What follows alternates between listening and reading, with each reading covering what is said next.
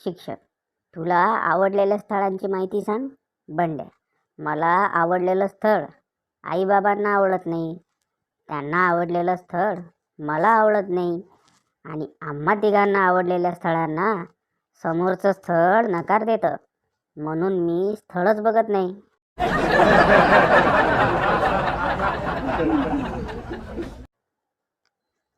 पुण्यात दोघांना अटक व नंतर समज देऊन सोडून दिले. येरे येरे पावसा गाणं म्हणत होते.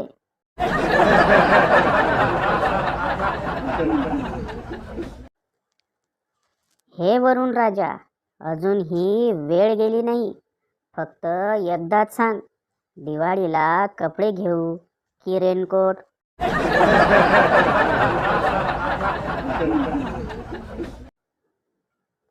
बंडू एकदा देवळात गेला.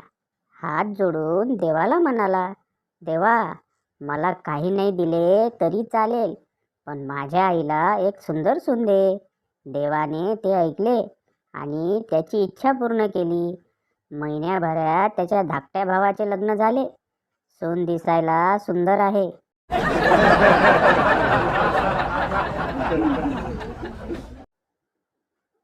जज साहेब, मी तुला कुठेतरी बघितल्यासारखं वाटतंय.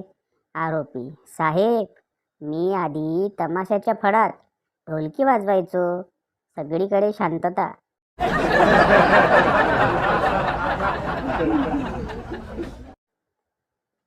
पत्नी, मेरी ये समझ में नहीं आता कि कई साल से मैं तुम्हारे लिए कोई भी व्रत उपवास नहीं रख रही, फिर भी तुम पूर्ण स्वस्थ कैसे चल रहे हो?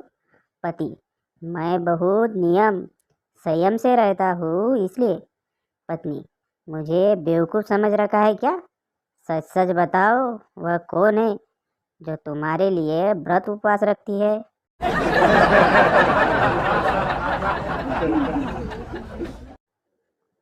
एक संख्या मनात धरा, तिच्या 3 मिळवा.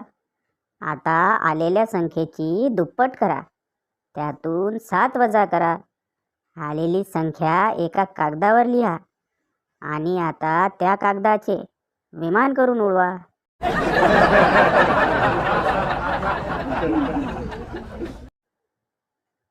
वडील, आज होमवर्क नको करू. मुलगा, का? मग मॅडम तुम्हालाच फोन करतील. वडील, म्हणून तर सांगतोय.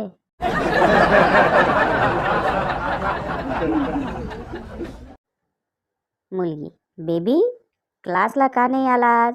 मुलगा, अगं येणार होतो, पण तब्येत बिघडली जरा. मुलगी, मी केस केला असता ना तुला, मग लगेच बरा झाला असतास. मुलगा, नको अगं, खाईन मी गोळ्या. मुलगी, का? काय होतंय तुला? मुलगा, जुलाब. मुलगी, ठीक आहे, तू गोळ्याच खा.